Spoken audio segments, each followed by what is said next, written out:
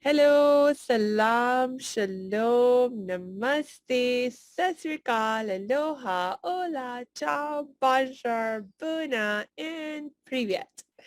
It's really, really good to be with you again, and we are going to have a lot of fun today because we have a very special guest, and it's Sabine, and she is a business strategist. So before we dig into our topic for the day, Sabine, welcome, and please will you jump right in and tell us more about who you are and what you do? Thank you, Samia. It's great having that you have me here today.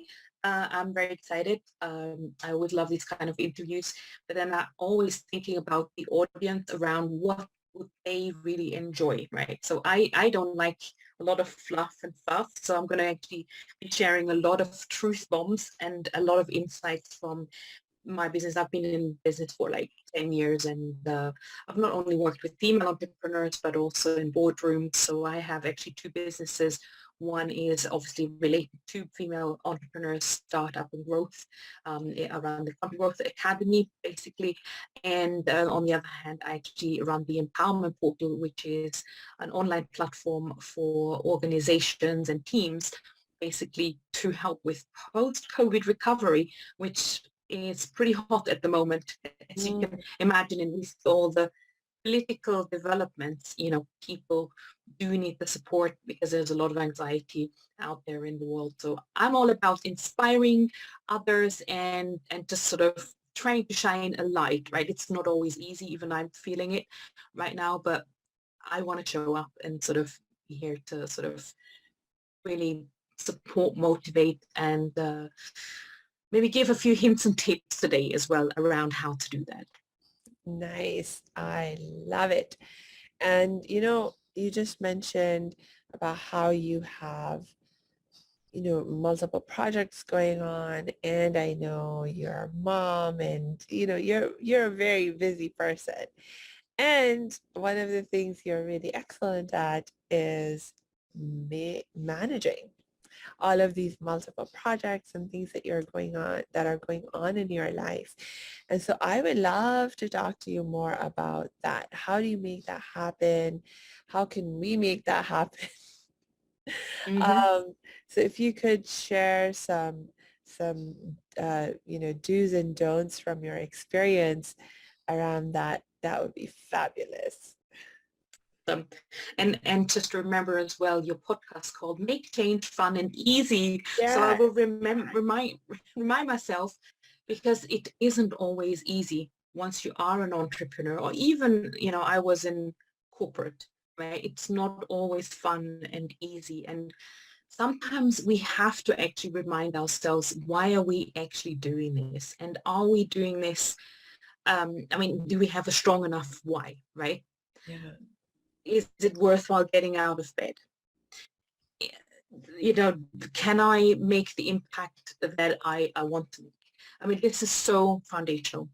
And I've noticed when I was in corporate, I was like a zombie. I would get up in the morning, go to work, do my work, come home, have dinner, go to sleep, next morning, same thing. But at some point I was like waking up thinking, why am I doing this? Well, I'm just going to work to pay my bills, and I'm not even around to actually enjoy my house. Now, that was obviously pre-COVID. Now things Yeah. have moved on a little bit, and there are different challenges because all of a sudden you have family and you're working from home, and now all of a sudden the time management and everything else, distractions are going on as well. So Yes. it is a challenge, and it is a very good question. So even I had to work through this, and COVID has been a right kind of spanner in the work because I was so growing my two businesses and then having to homeschool as well.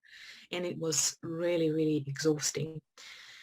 So I decided for myself a couple of things. Number one, it's to prioritize and really kind of listen to my intuition around what are things that I truly love doing. Those are going to stay on my list of to do. But there may be even some tweaks and sort of amendments around that, because sometimes I was doing things with, of course, the things I love doing, but I also kept myself a lot busy, and I may have not gone and did did it easy, like just a straight route, let's say, I would kind of, follow some systems, processes, or have some tools in my business which were just complicating things. Yeah. So I actually eradicated some of that. So it was almost like I did a bit of a declutter around the projects I didn't want to do anymore, and that didn't yield the result, or I wasn't just aligned anymore. And I was like, okay, probably just park it. It's great because I'm sure everyone, especially entrepreneurs, they have like bazillions of ideas and they want to do all this stuff. Um, but it's just sometimes we got to sort of rein ourselves back and say, okay, is it really going to bring me to where I want to be? For example, I was also author of 3 books.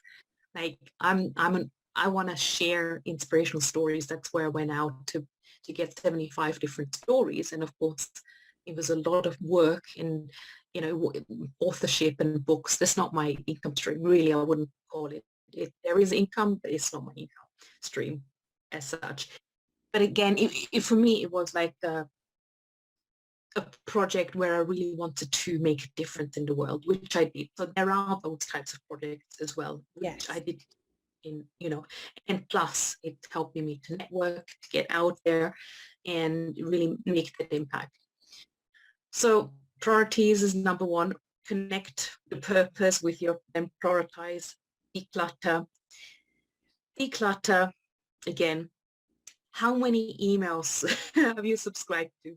You get bazillions of emails every day that you have to go and delete. And it could be overwhelming to go and sort of remove yourself from a gazillion of, emails. So every day when I get an email that I'm like, okay, do I still value this email? Do they keep on selling? Or do they send me value? Okay, I'll make a decision. So every day I probably unsubscribe from 2 to 3 emails. So it's just clearing that space as well makes it so much clearer. And then I also have a little routine where, well, we all know probably what should be journaling and meditation. And of course, it's sitting at the desk for many hours, and I'm not getting any younger. So I do feel that my body is like aching. I do need to have my exercise time and my downtime and understand and have experienced when we have a quiet time and when we look after our bodies, we will be actually more productive, believe it or not. That is You so get the answers intuitively when you start listening, when you start taking those breaks, because of course we all think we gotta do, but sometimes it's really about taking a break. And I'm probably the worst person to say that because I'm so project driven as a project manager in corporate. It's like I'm thinking in boxes and steps and things like this. But I do recognize there's definitely sort of energy and tap into your energy and making sure, you replenish yourself on a continuous basis. Hey, thanks for tuning into this episode. Hope you're getting value out of it. For your information, this episode has been sponsored by the Happiness 101 program. Are you a change maker, coach, trainer, or healer? Are chains of fear holding you back from making the impact and income you desire? Using a unique combination of positive psychology and the spiritual wisdom of our most effective change makers, the Happiness 101 program helps you break through your limiting beliefs and manifest the abundance and success you desire with fun and ease. Interested? Book a free Happiness 101 exploration call with me, your happiness expert, Samia Bano. Just use my online calendar link in the show notes. Now, back to the show. Yes, there's actually a lot of research that supports what you're saying. And I mean, one can think anecdote. When you can think back to your own experience and think about how much of a difference that made. But there's actual research that shows how important it is to have downtime, quiet time, where you're not really on a mission to get something done, because the brain needs that kind of down quiet time in order to do deeper processing of all the information and data that it's actually constantly being assaulted with. And if you don't get that downtime to do that deeper processing, it actually compromises your level of intelligence. Your level of intelligence drops because intelligence isn't just about, having lots of knowledge or what you have already learned in the past. A huge aspect of intelligence is about being able to continue to learn and grow and make like process the information that you learn and receive in ways that you can then use it to do something useful and helpful. And so if you don't have downtime, you can't do that deeper processing. It's like you were saying, when you have that downtime, oh, the answers begin to come, you know. Mhm. Why? Especially in the shower, which is Exactly. interesting, isn't it? Exactly, because you've finally given yourself that opportunity, your brain the opportunity to do that deeper processing where it can then come up with, oh, here's an idea and here's a connection we just made from this is what we learned before and this is what we learned now. And, just to be able to put things together. Exactly, it is so true. Mm. Ah. So another thing that you um, mentioned, like especially in the context of when you were in the corporate world, being project driven, but I imagine in that context you were working with teams. You're not working alone, and that allows for different possibilities when you have teams of people working with you, around you, because it opens up possibility for collaboration. You don't have to do everything by yourself. Um, can you talk a little bit more about that? Like the power of collaboration, of teamwork, and how that can be helpful? Hmm. Yeah, sure. And I would like to use it in the context of entrepreneurship. Yes. Um, so I am a very much of a team player, and I think a lot of people actually are. And when they start in entrepreneurship and they had their own business, all of a sudden it's like, oh, I'm on my own. I've got to wear so many hats, and I need to now get to know about social media, about finance and accounting and marketing and delivering stuff as well. So all of a sudden it's like, oh my goodness, there's so many things I should be doing. I need to learn, and that actually causes massive overwhelm. And it could be a lonely path as well, because obviously, we have self-doubt when things aren't working out, you know. Maybe there's some people around us that say, well, actually you should get a proper job again, right? So all these things come towards us, and that's made me think, well, what about collaborations, where I work with others who may feel Mm. the same way. So I started off with networking, basically. Just did some online networking, ran online networking events. That was again way before COVID. And when COVID hit, everyone's like, oh, we're going to do Zooms now. And I'm like, oh, it's fine. I've done Zoom calls for years already. We've done online networking for years already. So it was quite funny. Through the networking, I met people who could do complementary things, and we were all in the same boat, and that's where it all Yeah. started. And one of the ideas I've had during COVID was actually creating this empowerment portal where a range of different coaches could actually go and deliver their services into corporates. And that's where the whole collaboration has started. I didn't, I don't think there is a handbook around collaboration. There's probably do's and don'ts around teamwork, and they were probably, apply towards that. But then, you just go and experience quite a lot, and then you realize, okay, this, for example, if you collaborate on a project that has financial impact, you need to be super clear around who does what, Yes. right? What are the expectations? What Yeah. are the financial shares? What should be the outcomes, and what are the inputs and everything else? So there's so much to actually remember. Yeah. But I would say it's so worth it because it's so much more fun to have someone to discuss with and bounce ideas off. And when you have a bad day, you can, of course, get on a call, and you'll feel better again, because that's Yes. what teams are there for. Yeah, that's right.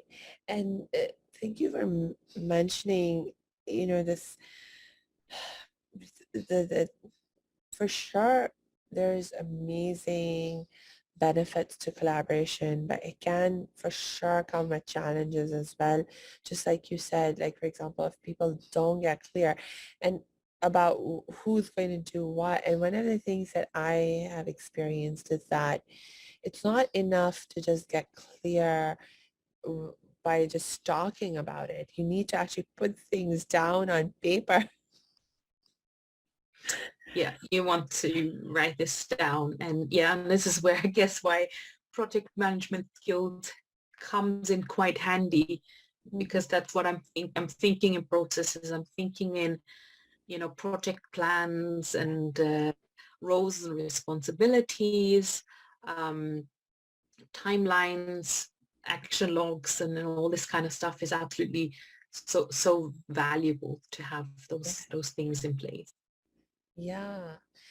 Can you maybe share another challenge that people might run into when they try to use collaboration as a strategy? Because I personally love it. I love the idea of collaboration. I love doing collaborations. So I would love to have you share your wisdom around, well, what are some challenges we can run into? And then, of course, we will talk about what we can do about it. Yeah, so one of the, I think, main challenges is to pick your collaborator or your partner. Okay, so it has to be the right partner, and there may be a few criteria that you might want to think about. But one of the main criteria, I would say, from my perspective, was the fact that the collaborator had complementary skill sets. Mm, So, and, wouldn't tread on each other's toes yeah. much, let's say, um, and that we had the same vision, Right. and the vision was beyond what we could do on our own, because together we are so much stronger.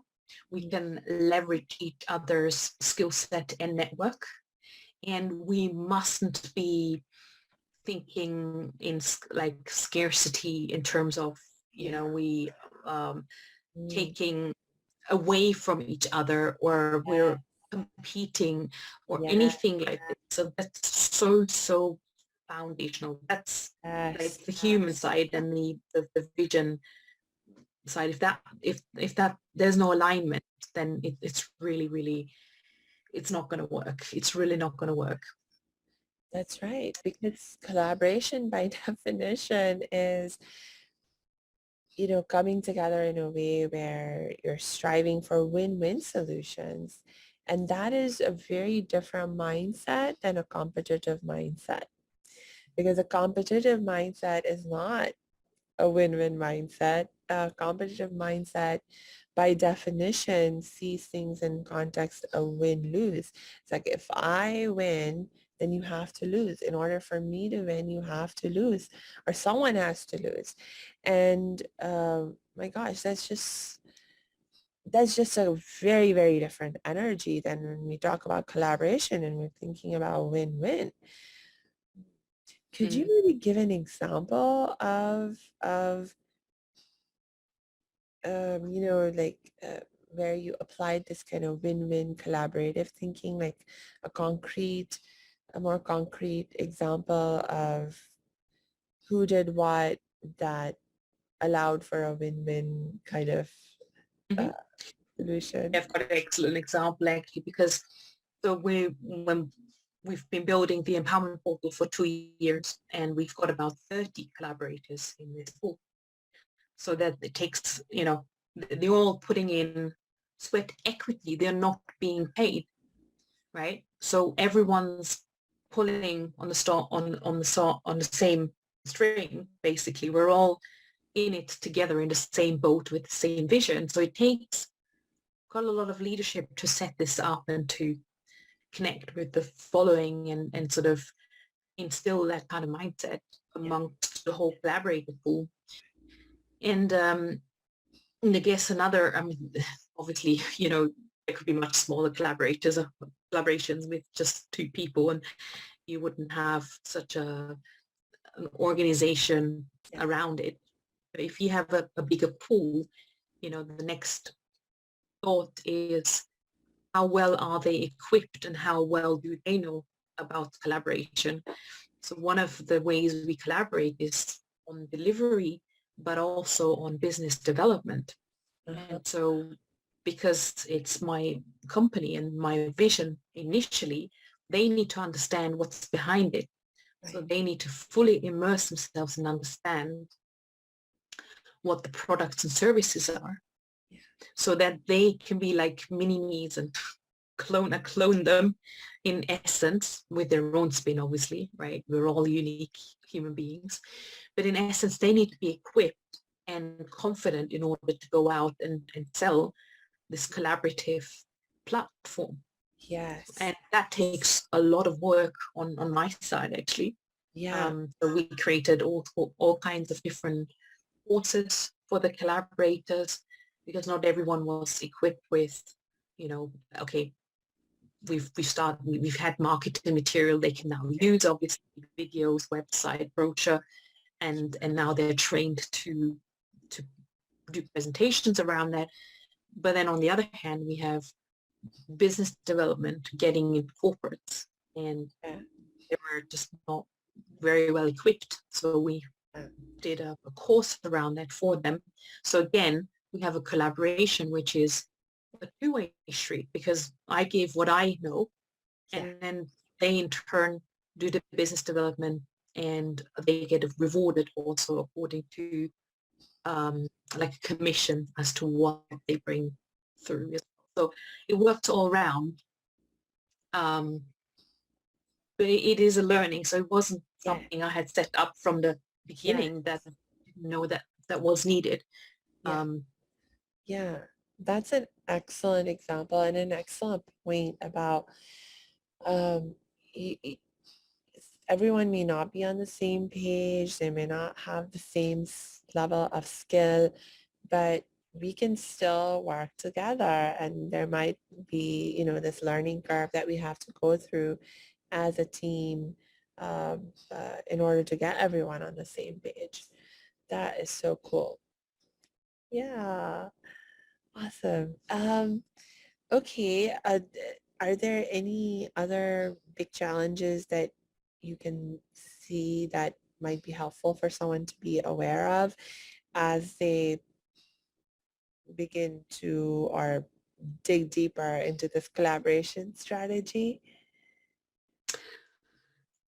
um, yeah, I mean, I guess one thing, there's probably a few things I just want to sort of finish off with.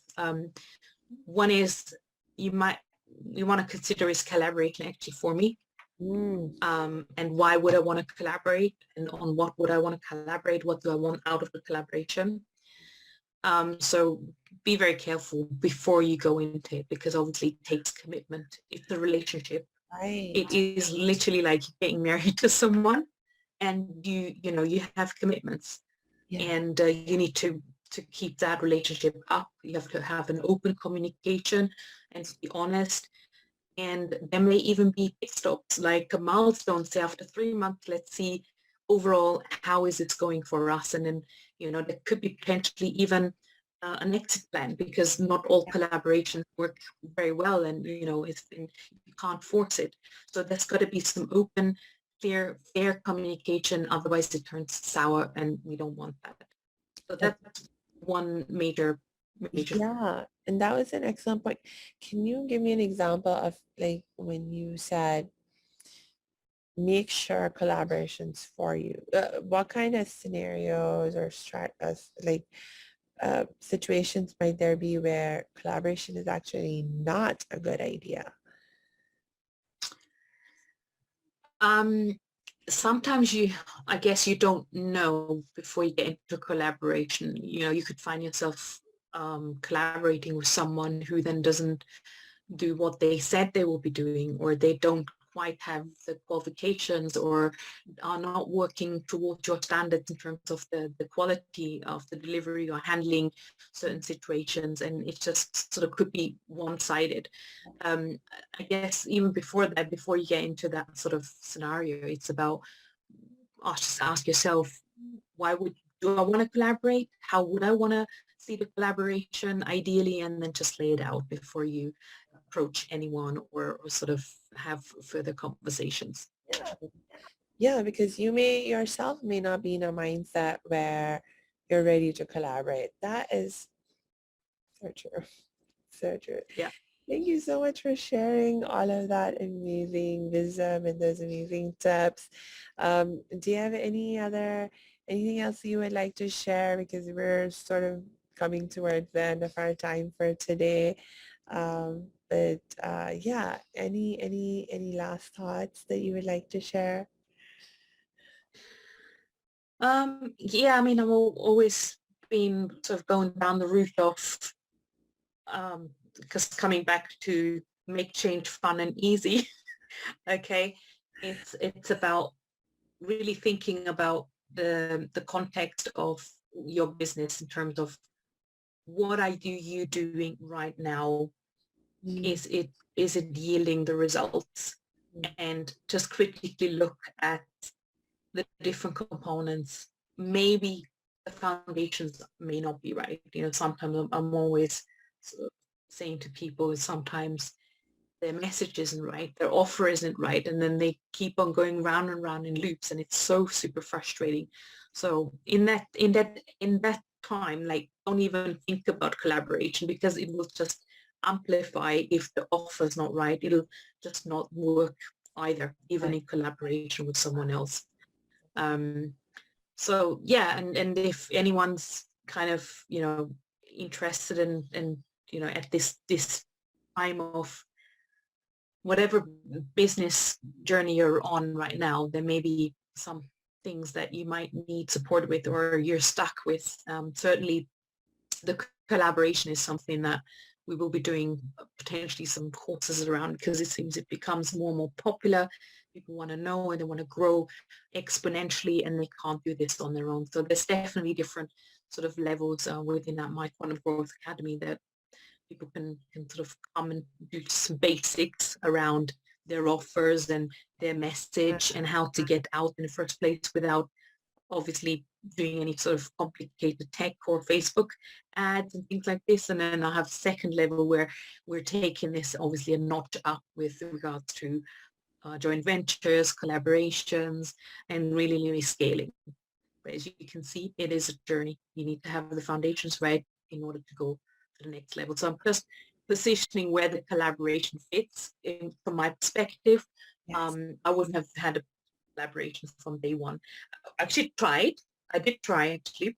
When I started my business, my online business, I tried to create a platform, a course, an online course, someone who had been in business for many years. Yeah. She knew everything about, the whole online marketing, and I was a newbie back then. That's about 10 years ago now. And that collaboration just did not work out, because we weren't on the same page. Right. Right. So there's another good example around when is collaboration good and when not. It's when you're on different levels of sort of Yeah. journey or skill set. It might be very hard. Mm, that is so true. And I also especially loved your highlighting um, Oh, shucks. I just lost thought. Was probably a good time to close. Yes, indeed, indeed. But for sure, you shared so many amazing and helpful thought, aspects of this, that there's so many different threads that I could lift. But for sure, um, I think for right now, we will go ahead and wrap up. And um, by the way, for all of you who are listening, please know that we will be putting Sabine's links in the show notes. So if you're looking for some support, some guidance on how to do collaborations more and better, if you're looking for help and guidance around, just how to be a bit better business person and create multiple income streams and manage them more effectively, any of that kind of stuff that we've been talking about today, please connect with Sabine. Make sure you check those show notes. So with that, basically, I will just say I wish you lots and lots of peace and joy until we connect next time.